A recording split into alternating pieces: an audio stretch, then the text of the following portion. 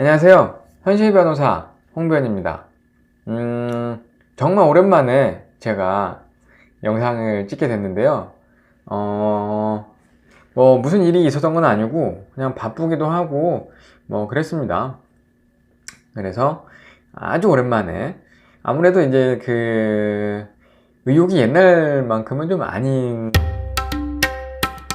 오늘 간단하게 드릴 말씀은 정말 기본적인 건데요. 그냥 민사소송, 형사소송 이 둘의 차이점이 무엇인지 이거에 대해서 간단히 말씀을 드리도록 하겠습니다. 생각보다 이거에 대해서 잘 모르시더라고요. 그래서 아주 기본적인 거지만 또 그게 모르실 수도 있으니까 이거에 대해서 간단히 말씀을 드리도록 하겠습니다. 그냥 이거는 저의 분류인데요. 우리나라의 소송이라고 하면은 그냥 저의 머릿속으로는 한 4가지 정도로 나눠요. 예를 들면은 이제 민사와 기타 등등, 민사와 유사한 소송들, 그쪽 한 무리가 있고, 그 다음에 형사와 좀 비슷한 형사소송 및 그와 유사한 소송들, 그리고 가사와 유사한 소송들, 그리고 헌법재판, 위헌법률심판이나 헌법소송 같은 거, 그런 종류가 있고, 크게 4가지로 나눌 수가 있습니다. 가사라고 하면은 대부분 아시죠? 이혼소송, 친생자관계 부존재, 그 다음에 인지청구, 그 다음에 상속문제, 이런 것들은 이제 친족상속법에 관한 소송을 가사소송이라고 하는데, 이제 상속 같은 경우는 절차가 민사랑 비슷하긴 하지만 어쨌든 가족관계에 관한 거니까 그렇게 취급을 하기도 하고, 특이하게도 유류분 반환 청구 소송은 법 조항은 친족상속법에 있는데 소송의 종류는 민사소송에 들어갑니다. 가사는 이제 그런 거고, 그 다음에 민사 기타 등등의 소송이라고 하면은 민사소송하고 행정소송, 요게 이제 한 묶음에 들어갑니다. 제가 생각하는 분류예요. 왜냐면 절차가 좀 비슷하고요, 크게 다르지 않고 약간의 다른 점이 있습니다만 크게 비슷하고, 소장을 접수해서 상대방의 답변을 보고 준비 서면을 공방하다가 그다음에 판결이 나는 이 구조가 거의 비슷하기 때문에 저는 한 묶음으로 칩니다. 물론 이제 법 체계상으로는 헌법하고 행정법이 공법으로 하나에 묶여 있긴 한데, 소송 절차법적으로 보면은 민사하고 행정소송하고는 저는 한 묶음으로 취급을 하고 싶고요.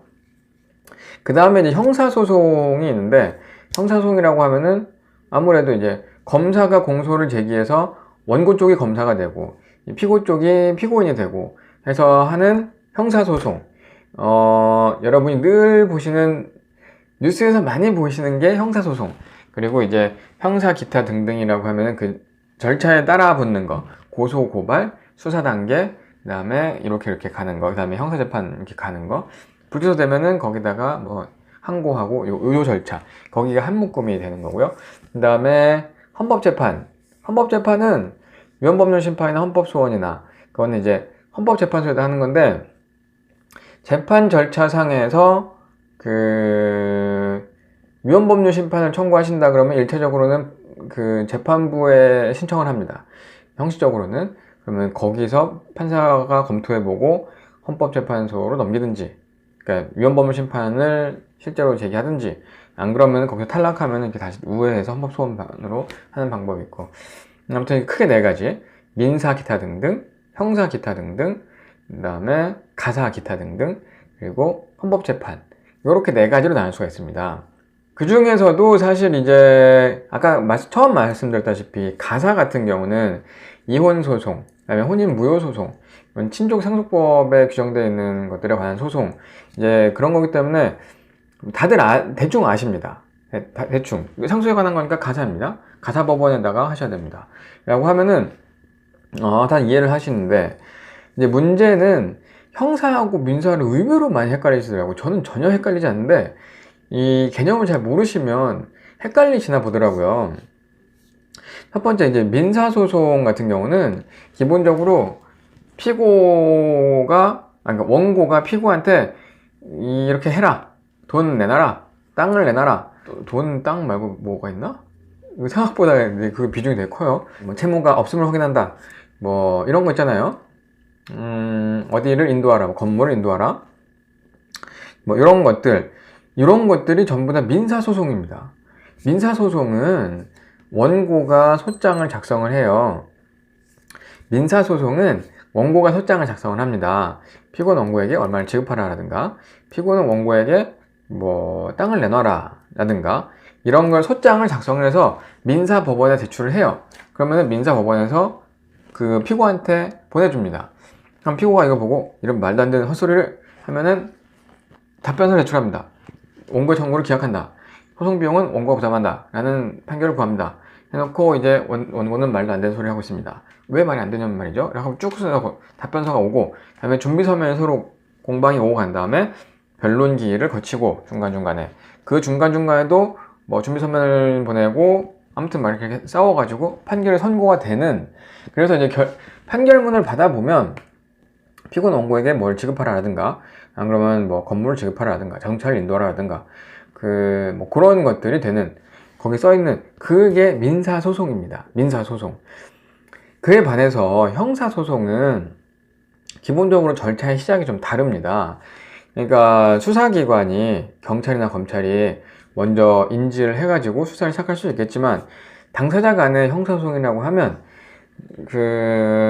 내가 피해를 당한 사람이 고소나 고발을 해서 그 수사기관한테, 경찰이나 검찰에 고소나 고발을 하고, 그러면은 열심히 수사를 하셔가지고 이게 범죄가 맞다 그러면 검사가 이 사람한테 공소를 제기합니다. 공소의 내용은 범죄 사실 해가지고 피고인 누구누구는 뭐 몇 월 몇월 몇 시경 뭐 술을 잔뜩 처먹고 음주운전을 해서 누구의 차를 들이받아 재물을 손괴하고 뭐 상해를 입혔다. 그러고 난 뒤 뭐 도주하였다. 이런 거를 그다음 이 공소장을 보내면서 공소를 제기합니다. 그러면은 형사 재판이 열리는데, 민사하고는 달리 원고 쪽이 검사, 그리고 피고 쪽이 피고인이 되는 거예요. 여러분이 드라마나 뭐 영화에서 보시는 재판은 거의 다 형사소송입니다. 거의 다 형사소송. 왜 죄수복 입은 사람이 이렇게 앉아 있고 변호사가 막 돌아다니면서 막 이거 하는 거 있잖아요. 그런 것들 대부분 형사소송입니다. 형사소송의 결과, 판결문은 어떻게 나오냐?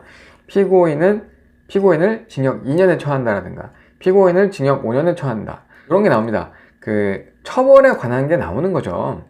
그래서 절차의 시작도 다르고, 뭐, 완전히 다른 겁니다. 그래서 민사하고 형사는 완전히 구분이 되는 거예요, 원래가. 근데 이제 헷갈리시는 부분은 뭐 그런 부분이 있을 거예요. 예를 들면은 내가 누구한테 맞았어. 이빨이 부러졌어. 그래서 이빨 해로 고치느라고 돈도 들었어. 하지만 내가 맞았잖아. 얘는 처벌을 받아야 돼. 이랬을 때 금전적으로도 피해가 생기고 그 자식이 범죄도 저질렀다는 경우에는 그 사람한테 민사소송도 하고 형사소송도 하고 둘 다 할 수 있는 거예요. 그런 경우에는 형사 고소도 해야 되겠지만 내 치료비랑 내 정신력 충격 어떻게 할 거야? 이거 배상 받아야 될 거 아니야. 그러니까 민사소송도 제기를 해야 되겠죠. 뭐 이런 경우는 둘 다 제기를 해야 되는 거예요. 나를 때린 놈을 경찰서나 검찰청에 고소도 하시고, 그 다음에 소장을 적어서 내 치료비, 뭐 내가 병원에 왔다 갔다 한 거, 그 다음에 내 치료비랑 나의 정신력 충격을 돈으로 환산한 금액, 이렇게 적어가지고 소장을 접수를 시키면 상대방한테 가서 내가 돈을 실제로 받을 수 있는 판결문이 나오겠죠. 그런 면에서 형사하고 민사는 완전히 구분이 됩니다. 참고로 이제 민사는 민사, 형사는 형사인데, 가사는 가사인데, 행정사건은 행사라고는 안 그러고, 그 다음에 헌법재판은 헌사라고는 안 그럽니다. 나는 돈을 받으려고 변호사한테 상담을 받았는데 이 변호사가 형사도 같이 고소하자 그러네? 그러면은 형사 고소를 해서도 돈을 받을 수 있는 건가? 라는 의문이 좀 드실 수가 있어요. 근데 이제 그런 경우는 아무래도 민사소송 시간도 오래 걸리고, 그리고 민사소송은 돈을 달라는 청구이기 때문에 심리적으로 약간 내가 징역에 끌려간다 이런 염려는 아예 없는 거잖아요. 그러니까 심리적으로 좀 상대방이 덜 부담을 받을 수가 있잖아요. 그런 경우에 이게 상대방이 저지른 짓이 뭔가 약간의 그러니까 범죄의 여지가 있다 그러면 심리적으로 압박을 해서 합의금을 받기 위해서 뭐 형사 고소를 같이 하자 이렇게 권유를 하는 경우가 있는 겁니다. 그러니까 고소를 한다 그래서 돈을 받을 수 있어서 그거를 권유하는 건 아니고요. 이제 그런 의미에서 하시는 거죠. 대신에 뭐 그런 게 있습니다. 내가 형사로 고소를 해가지고 재판이 열렸어요. 실제로 검사가 수사를 해보니까 이 범죄가 맞다고 판단이 들어서 이제 공소를 제기해서 그 상대방에 대해서 형사재판이 열렸습니다. 이때 배상명령 제도라는 걸 신청하시면 경우에 따라서는 형사재판에서도 바로 상대방한테 돈을 지급받을 수 있는 그런 집행권이 나오기도 합니다. 그거는 이제 민사 판결하고 똑같은 효력이 있어가지고 강제 집행을 할 수도 있는데,